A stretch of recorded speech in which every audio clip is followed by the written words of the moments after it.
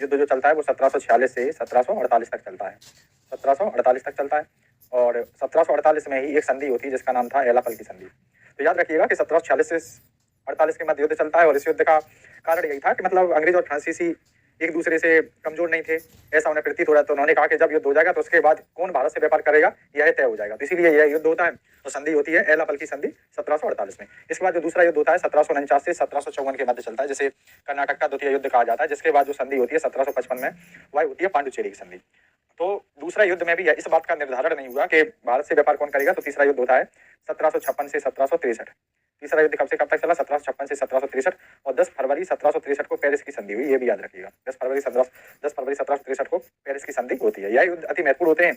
जबकि इस युद्ध के बाद एक प्रमुख युद्ध होता है जिसका नाम था बांडीबास का युद्ध। बांडीबास का युद्ध एक ऐसा युद्ध था जिसने तय कर दिया था, बांडीबास का युद्ध एक ऐसा युद्ध था जिसने तय कर दिया था कि भारत में अब शासन व्यवस्था को कौन चलाएगा। तो बांडीबास का युद्ध कब हुआ, तो याद रखिएगा 1760 में। बांडीबास का युद्ध 1760 में होता है और इसी युद्ध में अंग्रेजों के द्वारा फ्रांसीसियों को पराजित कर दिया जाता है।